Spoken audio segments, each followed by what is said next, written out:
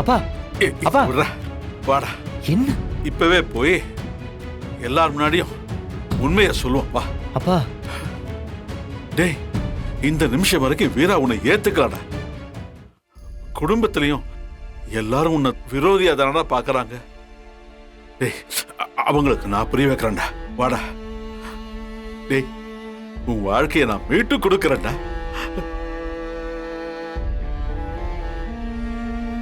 நான் செஞ்ச தப்பு எல்லாத்தையும் நானே சரி பண்றேன்டா. வாடா. அப்பா வேண்டாம்ப்பா. ஏண்டா? இந்த குடும்பத்துல வேற யாருக்கு இது தெரிய வேண்டாம்ப்பா. வீரா கூட தெரிய வேண்டாம். ஏன்பா ஏன்பா இப்படி சொல்ற? டேய், வீரா உன்னை ஒதுக்கி வச்சிருக்காடா. அவ கூட நீ சேர்ந்து வாழ வேணாமா? டேய் மாறா, போதுண்டா. இத சொன்னாலே வீரா உன்னை ஏத்துக்குவாடா, ஏத்துக்குவா. ஆனா அண்ணி கொலை பண்ணாங்கன்னு தெரிஞ்சிருமேப்பா. பா, நான் சொல்றத கேளுங்க. நடந்தது நடந்து முடிஞ்சதாவே இருக்கட்டும். நான் தண்டனை அனுபவிச்சுட்டு வெளியே வந்துட்டேன். இதை சொல்லி எல்லாருக்கும் தெரிஞ்சு கனிய கொலகாரியோட புள்ளன்னு சொல்றது என்னால ஏத்துக்க முடியாதுப்பா. அண்ணா உன்னை ஹாஸ்பிட்டல்ல உள்ள கூப்பிட்டுச்சுல, என்னடா சொல்லுச்சு? உன்னை திட்டுச்சா? வீட்டை விட்டு போன்னு சொல்லிச்சா? வீட்டை விட்டெல்லாம் போக சொல்லல, வழக்கம் போல திட்டினாரு. உன்னாலதான் இப்படி எல்லாம் நடந்துச்சு, நீ இன்னும் திருந்தவே இல்லை, அப்படி இப்படின்னு கண்டமேனி கழுவி ஊத்துனாரு. ஸோ இனிமே கரெக்டா இருந்துக்கணும், குடும்ப விஷயத்துல தலையிடக்கூடாதுன்னு சொல்லியிருக்காரு. அதெல்லாம் சரி, உன்னை ஏத்துக்கிறத பத்தி ஏதாவது சொல்லுச்சா? என்ன பேசுற நீ? அவராவது என்னை ஏத்துக்கிறதாவது?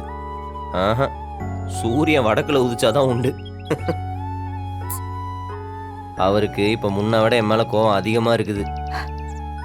அதெல்லாம் ஒண்ணும் இல்லடா. அண்ணா கோவத்தை பத்தி தான் உனக்கு தெரியும்ல. 20 வருஷம் உன்கிட்ட பேசாம இருந்துச்சு.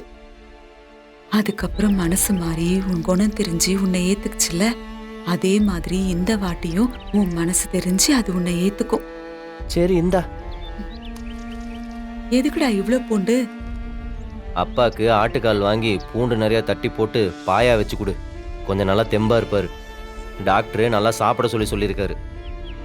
அப்பதானே என்ன திட்டுறதுக்கு சௌரியமா இருக்கும். செஞ்சு கொடு.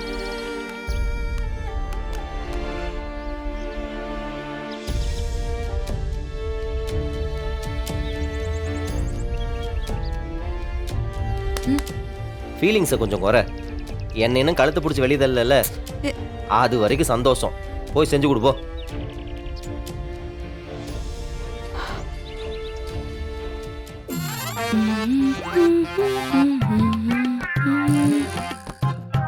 மேடம்,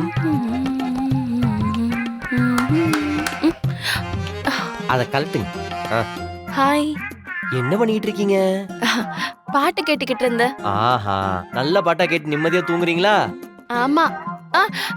இல்ல இல்ல, இங்க ஏகப்பட்ட வேலை இருக்கு. எல்லாரும் ஆஸ்பத்திரியில இருக்காங்க, உள்ள வள்ளியம்மா சமைச்சுக்கிட்டு இருக்காங்க. நீங்க அப்படி ஹாயா பாட்டு கேட்டு உட்காந்துட்டு இருக்கீங்க. போய் வேலையை பாரு.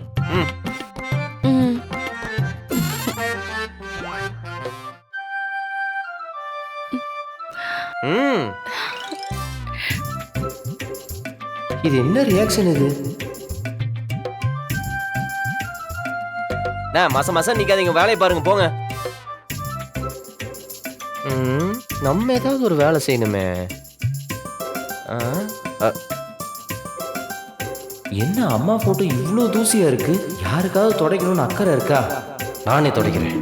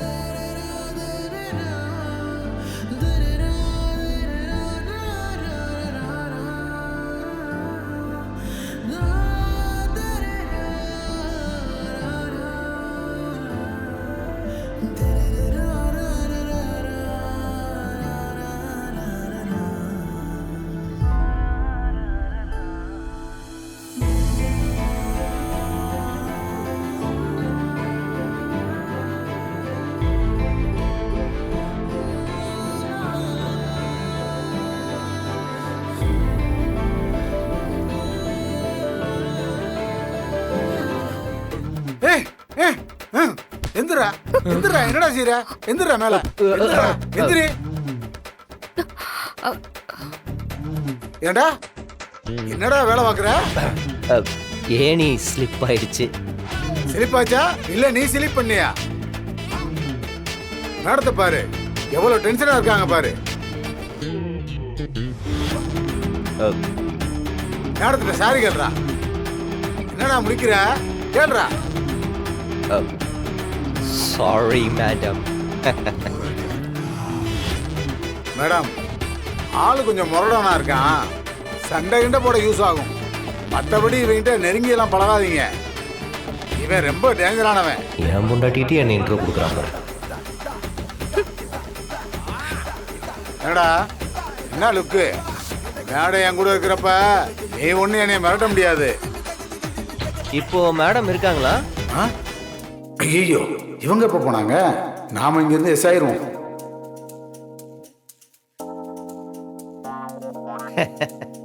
மம்மி, இனிமே நான் உன்னை டெய்லியும் தொடக்கிறேன். தேங்க்யூ பை த வே. பாத்துப்பா.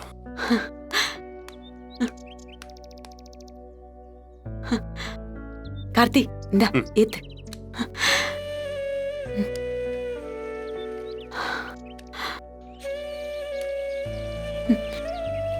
இனிமே வாழ்க்கையில உனக்கு எந்த குறையும் வரக்கூடாதுன்னா தீர்க்க ஆயுசோட ஆரோக்கியமா நல்ல நிம்மதியா சந்தோஷமா இருக்கணும். என் குடும்பம் கூட இருக்கும்போது எமனே வந்தாலும் என்ன ஒன்றும் பண்ண முடியாது வள்ளி. உள்ள போனா பொறுமையா போங்க. உள்ள போ.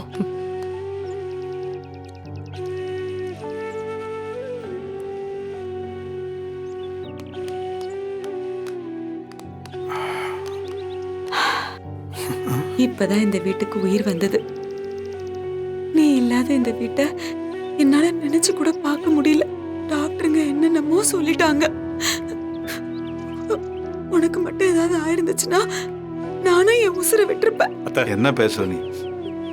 நாம முடிக்க வேண்டிய கடமை இன்னும் எவ்வளவோ பாக்கி இருக்கு. இந்த மாதிரிலாம் பேசாத. வா